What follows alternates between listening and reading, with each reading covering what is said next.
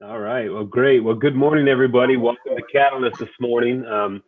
Once again, we are virtual, and man, we are trying to wake up. And during this season, definitely a struggling time, right? And no better time for today's topic, man. I'm excited to dive into that. But I just want to say thank you for waking up this morning with us. And my name is Jose Sabala, and I just wanted to welcome you here to this monthly Catalyst gathering that we're working with Modesto area leaders and influencers around our county just to find a way to work together to connect, to build established relationships, and really kind of make an impact in our community. And I believe we're on that trajectory right now. And for those who are joining us on Facebook Live, we do want to welcome you. We want to encourage you to interact with us on Facebook Live. If you type something in the chat, just say hi, good morning, any questions and so forth. And in that, we would love to talk to you and meet with you and see what we can do together in our community. So, man, one of the reasons for Catalyst is to highlight collaborate work taking place within our community. And for the sake of our community, we want to go ahead and just share this video with you. It's a video with showing the collaboration that's happening with Cradle to Career. So, Mike, if you want to go ahead and cue up that video, man, we'll go ahead and show that.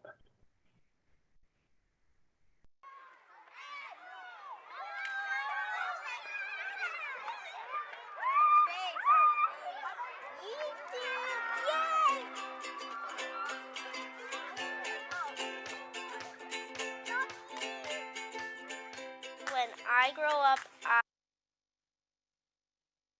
I want to be a police officer. And when I grow up, I want to be a special ed teacher. I want to be an inventor when I grow up. I want to be a teacher when I grow up. The goal of the Cradle to Career Partnership is that every child and young adult in Stanislaus County has a path, a plan, and a purpose. And it really takes the community to rally behind our children and our young people to provide a better future. The Stanislaus Community Foundation and the County Office of Education serve as backbone agencies for the movement. We're bringing together systems and sectors, organizations from every corner of our region. So it's a more seamless way of trying to tackle a very complex problem of trying to improve well-being of everyone in Stanislaus County. The partnership is critical because we need to ensure that our children are healthy, that our children have the tools necessary to be able to start their education. Nearly 70% of kindergarteners are not ready for school. The Cradle to Career Partnership is really a collection of 5 initiatives into one greater movement. Residents who live in Stanislaus County and the Central Valley as a whole don't have as much access to resources and to higher education. In Stanislaus County, only 1 in 6 adults has a college degree, and that's not enough. A lot of children come from various different social, economic, or cultural environments, but those should not be barriers. At the end of this decade, what we're looking for are population-level outcomes at every critical gateway in a child and young adult's life. We know that 3rd grade reading is the biggest predictor of success later in life for an individual. And here in Stanislaus County, only 39% of our 3rd graders are reading at grade level.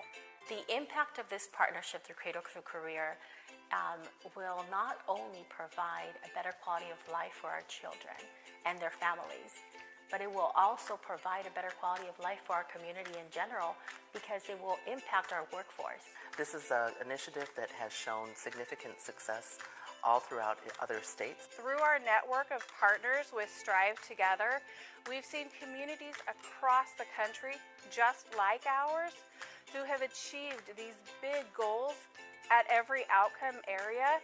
We know it's possible through commitment, compassion, and determination. More and more businesses and also faith-based organizations are seeing that power of really being engaged in a real practical way, specifically in the area of the facilities and also in the area of volunteers. I think each of us have something to give, and at the end of the day, 3, 5, 10 years from now, I think we can look back to this moment when we were able to really encourage our whole community to really improve the lives of our children.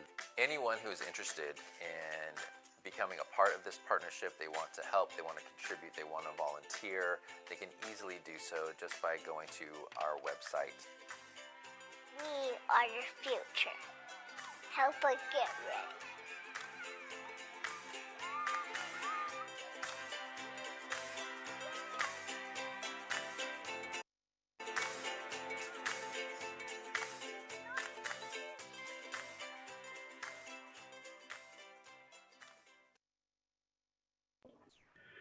Awesome, man. Well, that's just one example that is community collaboration that is happening in our community. And it's just great to see all the different sectors really engaged through relationship, through trusted relationship to make a better impact in our community together. So, man, kudos to all the partners and everybody getting engaged with Cradle to Career. And I'm pretty sure most of you, some of you, or primarily a lot of you are engaged in that. And these are some great outcomes that will be coming our way, especially, like I said, for my kids that live here, that want to grow old here, and for yours as well. So, man, today I just wanted to, we want to dive into today's topic, man, and we have a great special speaker today. But it's been about almost a year now since COVID-19 has sent our country into a new approach of daily life, including wearing masks, different types of shutdowns, a lot of isolation, physical and economic fears, a major impact on our schooling, and man, the list can go on and on and on. And I believe as effective leaders, leading in the midst of the pandemic has probably been the hardest thing for us all. But it's essential for us to be aware of our own leadership energy levels. And I am a testimony of that. For me personally, has really been weary in certain days, and I am been finding ways to just unplug and for me connecting to the Lord and really kind of just de-escalating there to recharge, because leading in a crisis can push us to leading on empty. And that's, I had a day this past week that I was leading on empty. And man, I believe Dave Bushnell is going to really kind of help us look at this topic today. And most of you, some of you know, he's been with us before, but Dave is a leadership development strategist with Global Leadership Network. He works with individuals, teams, and organizations across the country to help maximize their impact. And man, it's just a blessing to have him with us today. And he's a seasoned and engaging speaker and a great friend to see him in. And man, I without further ado, I do want to welcome Dave Bushnell into the space. And man, take us away, man. Thanks, Jose, and greetings to Catalyst. It's always a joy to be with you as I get to interact with communities across the country. It brings joy to my heart when the leaders of the community gather with the posture that you are gathering. And quite frankly, the posture that I see in Catalyst in Modesto is unique. It's a posture of humility. It's an open-handed, I want to learn from the people around me. I want to invest in the people around me. There's a spirit of collaboration that is around the room at Catalyst every single time. And I want to affirm that. And I want to thank you for being part of that community. What you do month after month, gathering together, is so important to the life and the health of Modesto. It matters because you're the influencers, you're the leaders in Modesto. You get to change the needle of health in Modesto. So we really affirm what it is that you're doing. As leaders, you juggle a lot. There are responsibilities that come your way from every different angle, outside the home, inside the home, from all different sectors of the community, pressures that you might feel. You juggle a ton. And when you juggle, it might look something like this. This is Juliet Funt describing what it could look like. You wake up in the morning, you hit the snooze button, you sleep for 5 more minutes, and you're up, you shower, you brush, get into the kitchen, looking for breakfast, maybe scrambled eggs, maybe French toast, haha, yeah, right? You get into the car, you got a power bar in one hand, a cell phone in the other, and you're driving with your knees. You get into the office, you start flag prioritizing your email. Red for emergency, yellow for time sensitive, green for this can wait. You end up with 227 reds and a green. You go to your first meeting, and then another meeting, and then another meeting, and another meeting, and another meeting, and finally a lunch conference call on which you have to spend the entire time listening to the typing and sandwich eating of the one person who forgot to hit mute.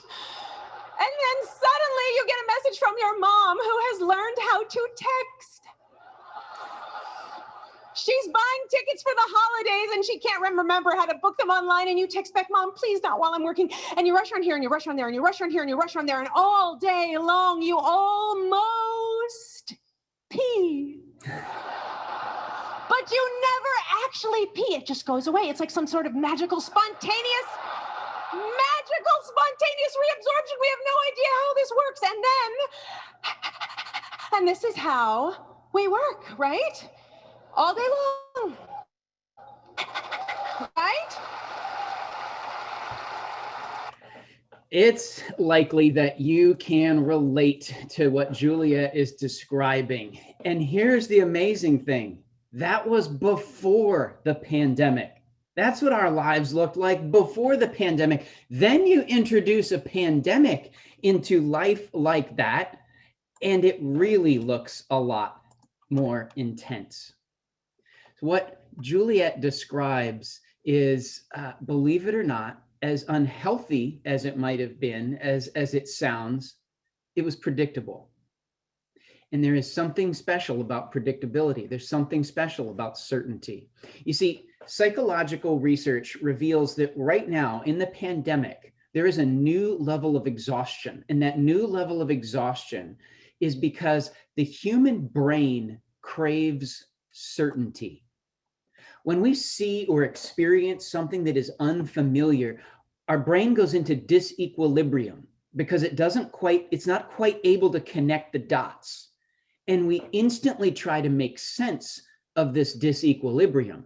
And this leads to a myriad of problems that are played out on a regular basis. There's unconscious bias. There's jumping to wrong conclusions.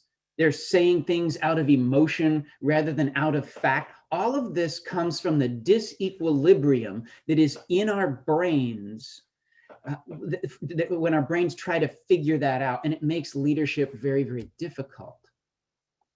Now think about the pandemic.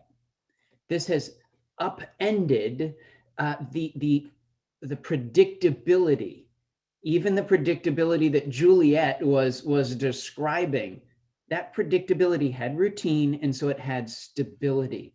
The constant change, the constant uncertainty is an added drain to our brains. I know very, very little about computers, but I know that sometimes I'll be typing away in Word or an email or whatever, and all of a sudden the words that I'm typing tend to lag behind.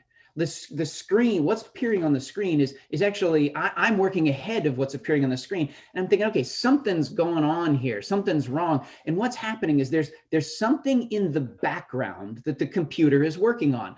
Maybe it's installing an update, or it's thinking about some other process that is draining the memory availability that's in the computer. And it's causing what I'm seeing on the screen to lag, to be slower. Disequilibrium has the same psychological impact in our lives as what's happening on my computer when my cursor can't keep up with what I'm typing. There's something going on, a drain that's going on in the background. And see, this period of uncertainty, this period where it's hard to predict what's going to happen, where information changes moment to moment, that's an added drain to us as leaders. Our brains can't figure out what to do with that. So here's the thing. You, leaders in Modesto, you have a disproportionate opportunity to serve the community in Modesto when it comes to this area of disequilibrium. you can speak into that and bring hope. Let me show you how. I have a man crush on Marcus Buckingham. Marcus Buckingham is a researcher into the area of organizational health and leadership, and he has something to say about this, about what leaders can bring in moments where our brains are experiencing this disequilibrium. So I'm going to share just a brief clip. That's like about 1 minute of my man crush, Marcus. The problem for you, the leader, is that you traffic in the unknown. All of your conversations are about the unknown. You're supposed to be dragging us into some better future that you see so clearly. So your challenge, if you really boil down your challenge as a senior leader now, I'm talking about you as a senior leader, how do you take people's really legitimate anxiety about the future and turn it into confidence, turn it into spiritedness? How did you do that? The answer is vividness. I will follow you into the future if you can paint for me a vivid picture of what's around the corner. I can't see around the corner. You can see around the corner. Can you show me what's around the corner? Can you tell me stories? Can you point to heroes that can personify that future? Can you tell me around the corner, who are we going to serve? I know there's so much around the corner we can't predict, but can you predict who we're going to serve and what they'll need from us?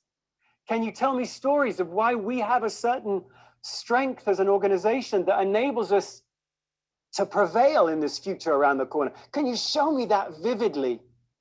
Show me that vividly. Paint that picture, the stories, the heroes, the rituals, the conversations that you're going to share with me about what around the corner looks like. All of those will build my resilience because they build my confidence about the... There it is. Vividness. Creating a vivid picture builds confidence. Now, leaders, what we need from you is that vivid picture. We need from you a vivid picture that brings certainty in this time of disequilibrium. Now, here's the thing. Leaders, you do this all the time. This is what leaders do. Leaders paint a picture of where the team, those around us, the organization, the community is going.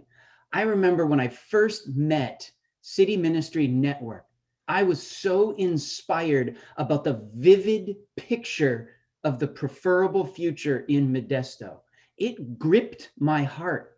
It brought excitement. The way that City Ministry Network speaks about collaboration from every single sector to improve the leadership culture in Modesto, it's a foregone conclusion that it's going to happen. Therefore, it raises confidence and it raises certainty. To do this as leaders, to speak with vividness and certainty in uncertain times, it means that we need to remember that methodology is not the end game. The vision that still beats within your heart, that has not changed. Whatever that vision is, the methodology may have changed, but methodology is not what's important. What's important is continuing to press in and to continue to pursue that vision. Let me give you an example. Yesterday I was on a run and I passed a church with a digital reader board. And the church said this, it said, worship services are canceled. Join us on Zoom. Now, what does that instantly communicate? It instantly says that, hey, the best opportunity is not available. It's been canceled. And so our mindset is instantly looking for some kind of a second-rate opportunity. Now, that's not going to relieve or address my disequilibrium. It's not painting a vivid picture for me about the opportunity that does exist. It's not drawing me into the preferable future. What's most helpful is when we continue to paint vividly that we are going to pursue our vision. We're going to keep climbing a mountain. We're going to do it with a different methodology. But do you know what? It's working. So leaders, paint that picture. Paint that picture of strength of your team, of strength of your organization, strength of your community. Show us how certain you are. Paint it vividly. The more vivid you can be, the less disequilibrium the people around us will experience. There is opportunity right now. During the pandemic, I have had the opportunity to run 6 competitive races that I've always wanted to run. See, but they're in other cities. But for the first time, I was able to run them. I've met incredible new leaders that would not have likely been able to meet, that are pouring into me, that I'm learning from in really exciting ways. The world is becoming smaller, and so we can learn from a larger community. I get to be my daughter's math teacher. My 8th grade daughter actually wants something to do with her daddy. I get to do that. I'm certain of that. That's exciting to me. Here's another thing I've noticed. Our communication has actually improved during the pandemic. It's not gotten worse. Think about this for a moment. We know that communication, a very high percentage of it is nonverbal communication, right? I mean, some of you probably know this stats way better than I do. 70%, 90% of communication is nonverbal communication. And here's the thing. When I used to talk to people on the phone, I could tell I didn't have their attention. I remember talking to one guy, I'm talking to him, he was shoveling gravel at the same time as our half an hour appointment. There's something about that that is ineffective. But when we think about video calls like this, all of a sudden our nonverbal communication goes up. You can tell instantly that I'm a hand talker, right? I mean, you see that by now because they're constantly entering into the camera. That wouldn't happen if we were on a phone. Communication is actually more effective. This is, I think, why we have, incidentally, Zoom fatigue. That's a thing, right? You've experienced that, Zoom fatigue. I think that's because we go from Zoom appointment to Zoom meeting, and what's happening is there's more intense communication that's happening. That's actually a good thing. Now, it does require us to manage our energy a little bit differently, and we'll get to that here in just a moment. Leaders, would you speak with vivid confidence to the people around you? What I'm saying is continue to chase your vision. Draw out the confidence from the people around you. This is what you have always done anyway. So we're not asking you to do something you haven't already done. You're masters at this, leaders. Continue to do this. Here's the power. When you do this, when you speak with vivid clarity, what happens is you bring certainty. And when you bring certainty, you bring stability. When you bring stability, you quell disequilibrium. When you quell disequilibrium, you relieve exhaustion. When you relieve exhaustion, you bring healing. When you bring healing, you bring hope. Leaders, when you communicate vividly, you bring hope. We know that's what's needed around us right now. Now, you're thinking, Bushnell, this is great, but I'm exhausted. Let's speak to that for a minute, because what we know is that the heart of the ministry is the heart of the leader. So let's take a look at your heart for just a moment. I want to share with you the most important part of leadership. It's this. You've heard of this 360-degree leadership thing, right? Where there's leading up, right? Leading those to whom we are accountable. And then there's lateral leadership, leading people who are in similar roles, similar responsibilities as we are. And then there's leading down, leading those that are following us as leaders. And I want to share with you that leading up That comprises about 20% of leadership. That lateral leadership comprises about 25% of leadership, influencing and leading those that are lateral to us. How about leadership down? This is what we talk about the most in leadership. Leadership down comprises about 5% of leadership. Now, some of you are mathematical wizards, and you're already adding up here, and you're realizing that the total that we've hit so far is 50%. What's the other 50%? The other 50% is self-leadership. This is the root of speaking with vividness, self-leadership. How are you leading yourself right now? What you do to fill your tanks right now matters a lot. You know there are things that make you feel stronger. You know there are things that make it so that you've got something in your tank to give to others. You can't give without first having received. Where are you receiving? What does that look like?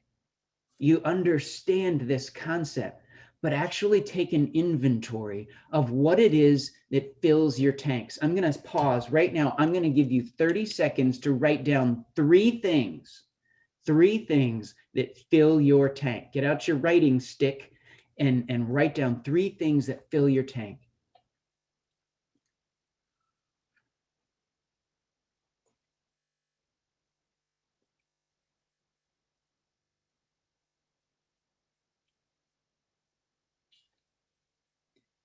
Now, the hard question is, when was the last time that you did those things? See, when life looks like Juliet mentioned it earlier, usually the first thing to leave our lives is what fills us. And that is leadership insanity. That just doesn't make sense. It's when life looks like what Juliet was describing, it's more important for us to double down in filling our tanks. Can we give you, leaders, can we give you permission right now to fill your tank? We need you to fill your tank. So look over those things that pour into you and make sure that they're part of your life, right? When I walk with my wife hand in hand 5 days a week, that fills my tank. Competitive running and coaching my daughter fills my tank. Learning fills my tank. What is it that fills your tank, and when are you doing it? Another self-leadership discipline is the idea of micro recovery. You've heard of the weekend, right? And you look forward to the weekend, and that's an idea of recovery. You take vacation, that's recovery across the annual period. I want to think about micro recovery, little pauses in our day where we are recovering. I actually make sure that I schedule, if I've got a hard meeting, I make sure that I don't schedule a hard meeting right after that. 2 hard meetings in a row, not allowed in my world. Why? Because it's micro recovery.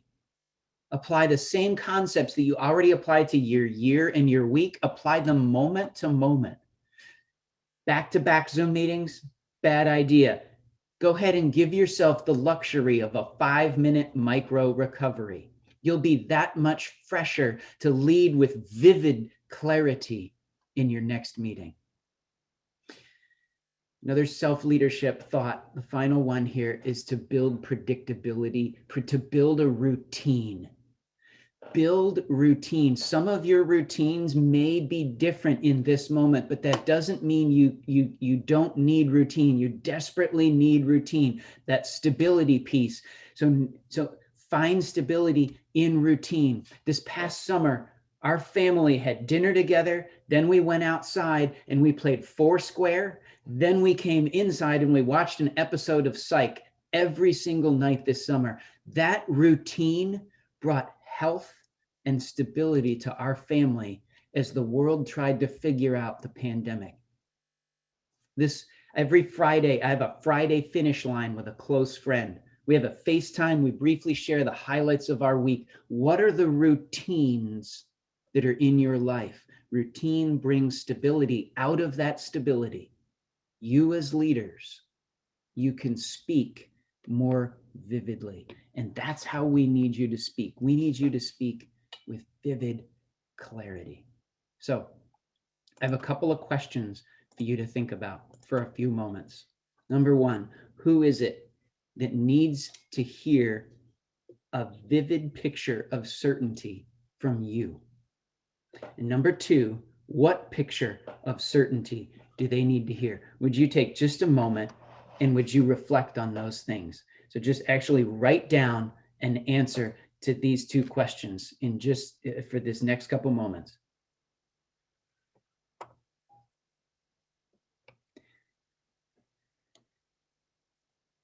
So you've gotten that written down. Here's what we're going to invite you to do. We're going to move into breakout groups for just a moment. And here's what I'd love for you to do. I'd love for you to take an equal time share of the next 7 or 8 minutes. And I'd love you to share your answer to question number 2. Briefly share it with those in your group. And then with your allotted time, would you receive input? Because you're really good at this. You humbly learn from others. Would you receive input from the other folks in your breakout group to level up your plan to communicate certainty? Okay, so we're gonna use collective intelligence here, and we're gonna get better. So briefly share your answer to question number 2. That picture of certainty do people need to hear from you?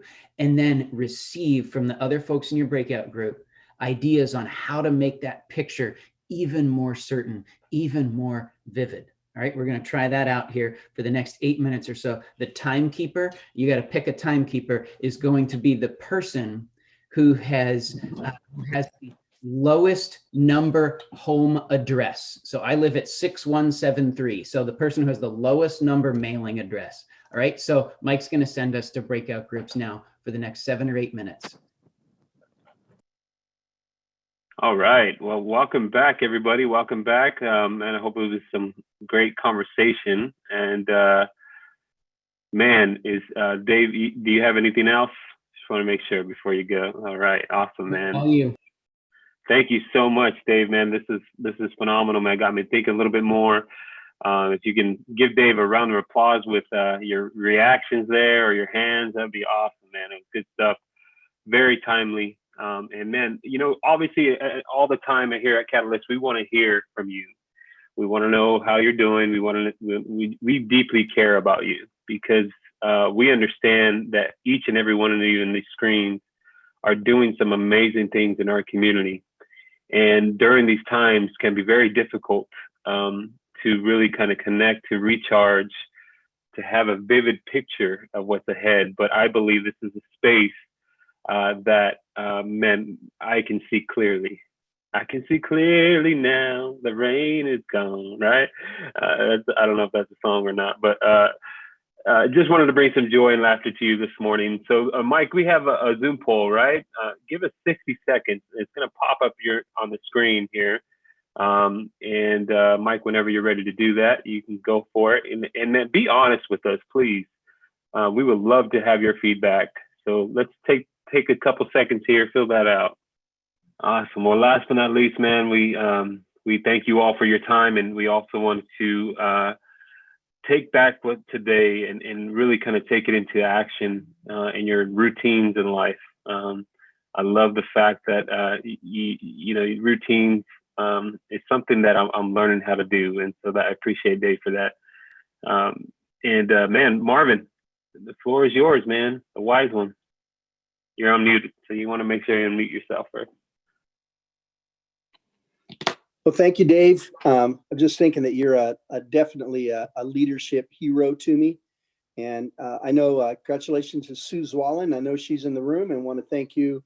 Congratulations for winning the mayor's race. And, you and I have already talked a couple of times this week. Let's get to work together and let's make this thing happen. And I do want to thank all of you who ran for elected office. Your heart to serve our community, man, has been evident to all. And win or lose, take a vacation, take a few days off, and then let's get back to work for the sake of all our families. I'm just very proud of our community and all of you who make that effort to run. And as we do every month, we want to encourage you to reach out to schedule maybe a 30-minute Zoom call or a cup of coffee outside. Of course, COVID safe, to encourage one another.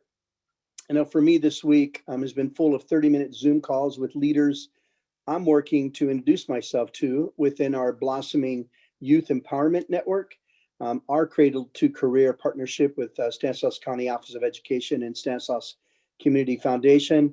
A lot of incredible leaders that I'm really looked forward to meeting and getting to know and hearing their story. And also too, besides just meeting with them, just to catch up with people, share with people in your circles of influence some of the things Dave mentioned this morning. If there were people that who need to have their emotional tank filled up, boy, do that. I know this past year, it's been hard for me. I have to have geographical distance and I'm stuck at home. My wife and I can't, haven't been able to go anywhere. And it's hard for me to rest. So I've been having to be creative with that, just to take a walk or take a ride somewhere, practicing micro recovery and building routine for stability.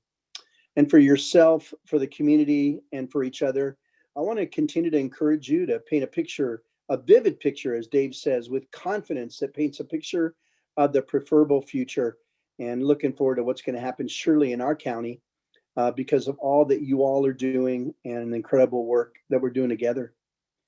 I do want to mention one more thing. This is February and it's Black History Month. And men and women, this year follows a summer of protests around the country that are centered on racism and police brutality, and a January that saw renewed calls for many of us to take action and to educate ourselves after civil rights leaders and activists candidly lamented about a double standard between police response to the mostly white Trump supporters during the Capitol riot and the Black Lives Matter protests that were occurring during the summer. And I'm discovering this in our community, that a lot of people don't really know the history of why things are the way that they are, not just in our country, but here in our county. And the narrative might be in many people's minds that, oh, it's just some other place in the country. And the truth of it is, those things happen here as well. And I want to encourage all of us to work to learn and understand how racism has manifested itself and how it's become structural and institutional. And I want to encourage you to lean into those things. Don't try to just simply put it away or act like it's somebody else's issue. But much of what is happening is connected to systemic and institutional racism. And I know some of us maybe in the room don't like hearing that, but it's true. I want to encourage you to dig deep in your soul to see where you've been a part of institutionalizing racism. And I've learned this for myself, to not easily deny it, but lean into it. Where have I been guilty? Where have I taken advantage of it? Whether I did it intentionally or unintentionally. Truth of it is, this is with Black History Month, take these next days to lean into it. And I pray that all of us will move out of our designated computer algorithms and hear from the other voices and lives in our community, that you'd move out and just have that courageous step to do that. And I know, we were talking about emotional tank filling up, and maybe that might not be a topic that's going to fill your emotional tank. But I really felt before the Lord I'd be reticent if I didn't speak to this issue of leaning into that with new eyes and new ears to what is happening around us and in the lives of people. This is one of those issues, not only taking care of yourself because you're the gift of God to our community, but to lean into those most vulnerable communities, those smaller voices that are really in pain, and to be aware and understand them the best you can, and with empathy, reach out to them. And I've learned about empathy this week for sure. So together, just like we say every month, together, let's make our county a great place to grow up in and grow old in, and for everyone. And most of us in this room are decision makers. We are leaders of leaders. And so we have a voice and the power and the influence to make this place a great place for everybody. And some of that means sometimes that we're going to be placed in situations or hear messages that are very uncomfortable, that we might early disagree with. But I want to encourage you to lean into those things. And then when you get beat up, like I have, go find some friends and just commiserate together and get healed. We love you, and I say that with all sincerity. Together, this is going to be a great place. And congratulations, Sue, for the election, and thank you for all of you who ran as well. And then I want to encourage all of us to lean into this whole topic of caring for yourselves and with each other. City Minister Network, is a 501c3 faith-based nonprofit organization. And if you were so prompted to invest in us financially, please do that. It's been a rough year for everybody, and we do exist to be a catalyst in the transformation of our community, and we're going to do that together. So I want to encourage you, if you're prompted, to do that as well.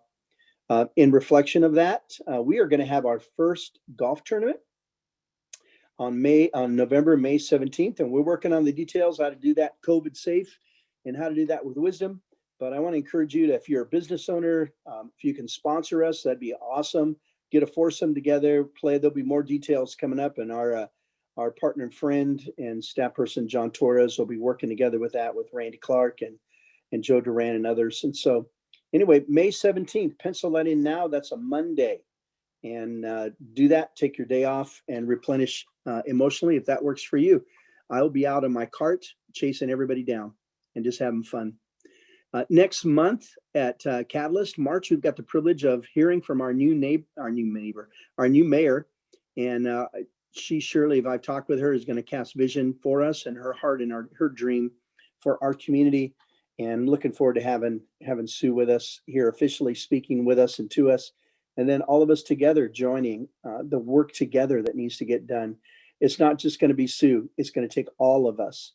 It's not just government. It's the non-sector. It's the nonprofit sector, the business sector, the faith sector, entrepreneurial sector, every sector together. We're going to do this thing together. So we're not backing down on that. So we'll get to hear you next month soon. We'll talk in the next couple of weeks. I'm going to pray and thank God for us. And then you are free to do what you think you need to do. And I'm looking at some of the chats real quick. There are some of you that are congratulating Sue and continue to do that. And I'm going to pray, but it's a rough season to be an elected official. And so they're going to need our prayers and encouragement. Lord, thank you for Dave Bushnell and the words you've given him today regarding filling our emotional tank. Lord, thank you that you have a picture of a preferable future for our county. And thank you, Lord, that each one of us have our own crayon to color the colors into it. Thank you for all that you're doing in these men and women together. May this be a safe, encouraging place, a place of refreshment. And even when we have to address and bring up and highlight difficult issues, may this be a place when it can be safe to converse.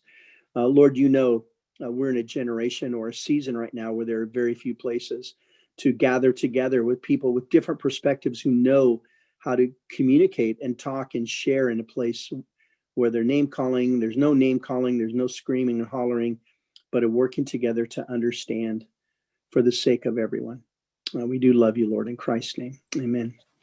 You have a great day. Good morning, everybody.